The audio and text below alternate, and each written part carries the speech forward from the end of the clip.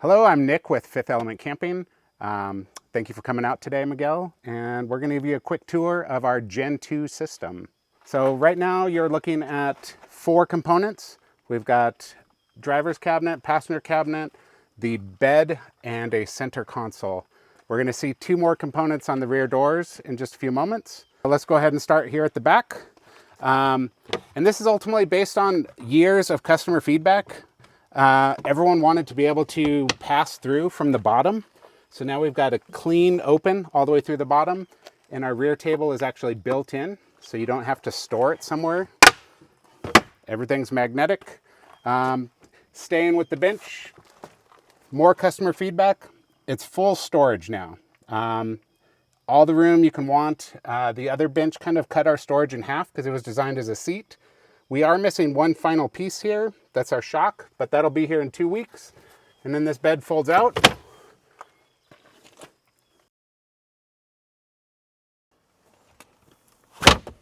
And I'm just gonna close this up so I can get a little closer. We've got the brand new driver's cabinet. We've slimmed these down. It just opens up the interior. And we've got 3 sets of doors on these. Very similar to our old cabinet. And just like our old cabinet, we have the tambour is back. And this storage is 4.5 inches deep. Stores quite a bit. We've got a small bungee pocket here. And then there's 2 other small doors. And then what you're looking at down here, this is the other half of the bed. So the bed is 2 pieces now. You can still get into all your original pockets. This is all magnetic. And then we've got some bungee storage down below. And here we've got the passenger. The upper portion of it has really stayed the same. We're not looking at anything new with the design. What's new is the lower cabinet. And this is mirroring the same as the driver's side.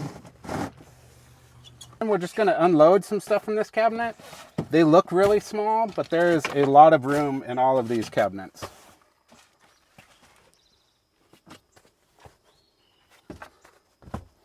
And all of that is fit in just this one little cabinet here. This one's similar, but I don't have as much stuff stacked in it right now. It's just a larger cabinet. Now let me show you the other side over here. We'll unload this guy. So this is everything I have in here.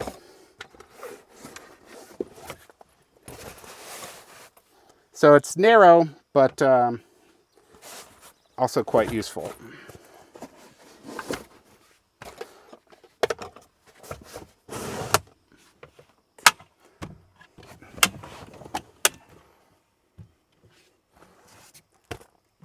And all of these cabinets are ultimately the same depth, but because of the wall, like it's a complicated space, but you can cram tons of stuff in all of these.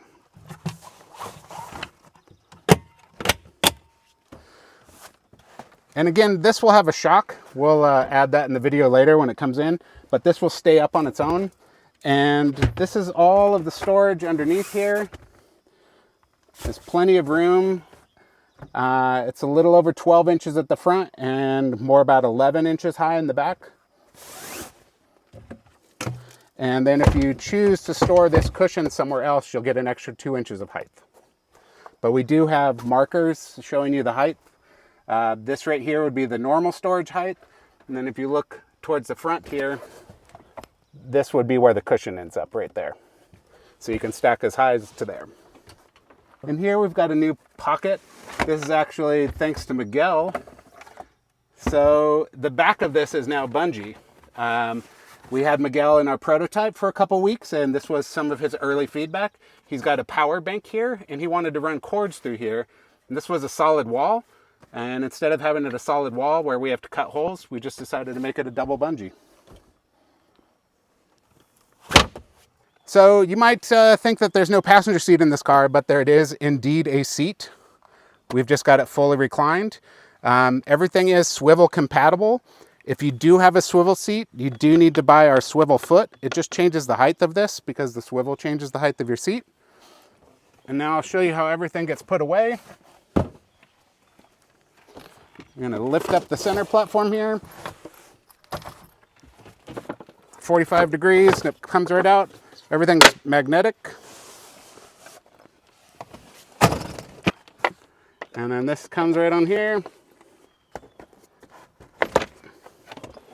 And now that's set up. And now we have a new home for this piece as well. Now we've given it a home. It slides on here and just locks in place right there. And take it off, slide it off, comes off. And this also gets the front of your bench completely open again.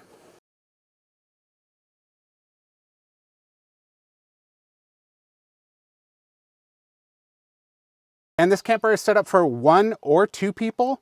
And basically you've got 2 of these platforms. There's one for the passenger side, one for the driver's side. And again, we have different feet available for them, whether you have the swivel or not. If you do have the swivel, the seat should be swiveled before you set up the bed. If you don't have a swivel, you can recline the seat. And then the final piece is just the center platform, and it installs the same way, 45 degrees. And now you've got the full bed here. Bring your cushions back.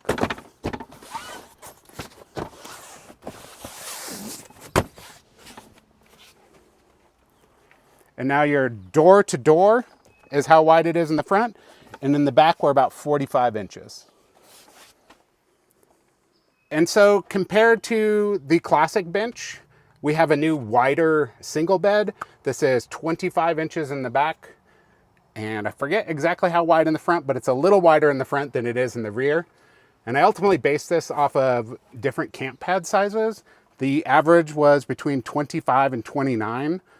So we just went with a 25-inch pad, but you do have a couple extra inches. So this will fit a 26-inch pad, or if you pull it all the way open, you could also sleep like this as a single. This is how I often will camp when I'm by myself.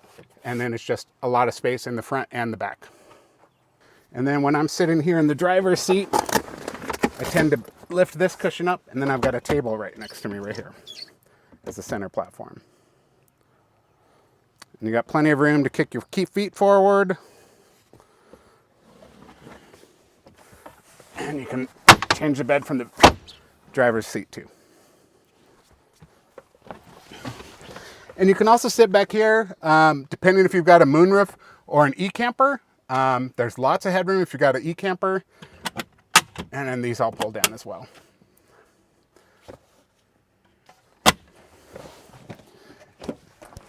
And, you know, little details like this doesn't hit this when it's open. Like, that's something we worked on for a while. Just wanted to make sure there's no collision or interference. So the main reason Gen 2 happened was Hero's Hot Rods. If you are unaware, Austin designed a swivel seat specifically for Honda Elements. He changed where I hang out in this car. With our previous model, we had a bench in the back, so you would be sitting on the bench and hanging out back here. Now the best seat in the house is up front. So basically I redesigned the whole system around the swivel seat. The first change was back in 2021. We changed up the console. We slimmed up the console so that the seat has room to swivel. So this is ultimately the start of what Gen 2 became. And then everything else is just designed about sitting up front. And this is all storage and sleep in the back. And I also, the big deal to me was, one of the feedback I got was that the bed didn't set up fast enough because you had to swap and move cushions. So with our new one, the cushion just lives right where it's supposed to be and it folds out. So no swapping cushions, no moving anything around. It's ready to go. If you don't want to use it, you can just take it off, fold it up. You get an extra 2 inches of space in your storage. And we launched this last year at Elements on the Dragon. This is our new mid-door panel. All of this flips out. And you got 2 shelves.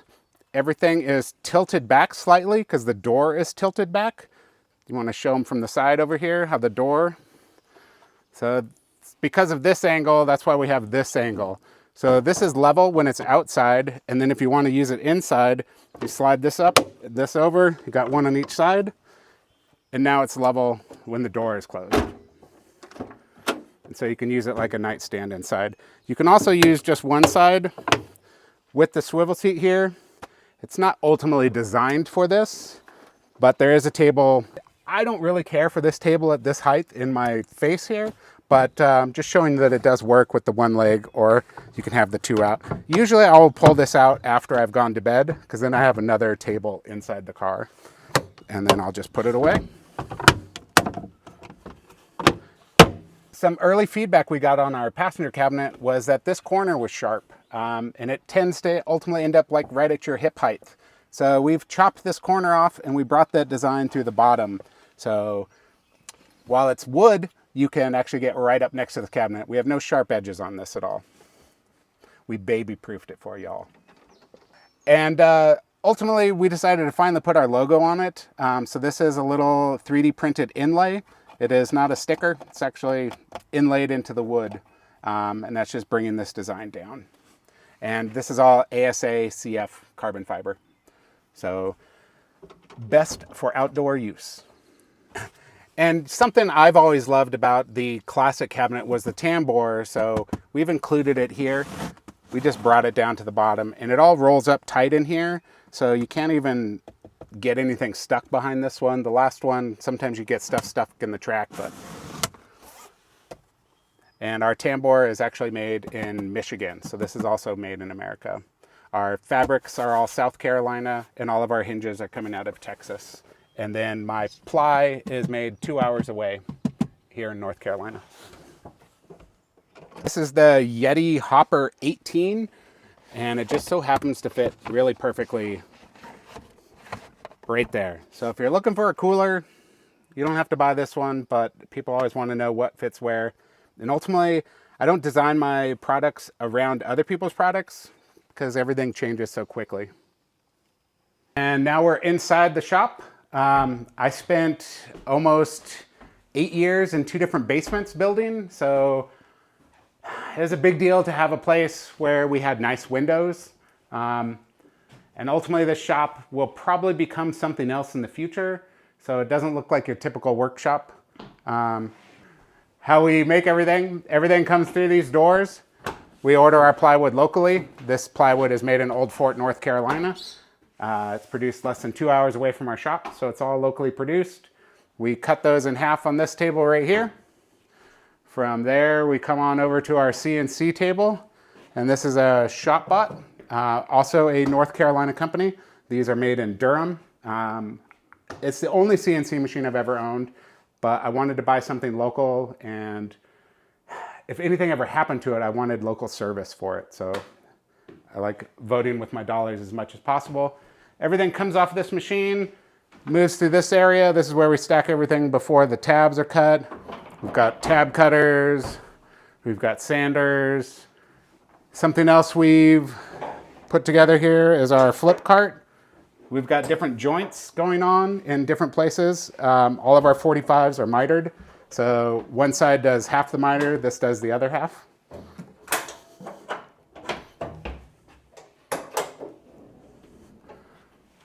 We got our belt sander. This is the only German machine in the shop. I'm pretty sure it's German, but this is the widest belt I could get. All the American-made machines have a much narrower belt, so our pieces wouldn't all fit on it in one piece.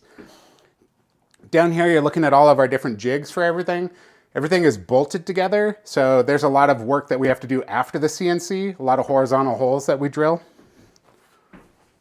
Coming around this way is the back of the CNC.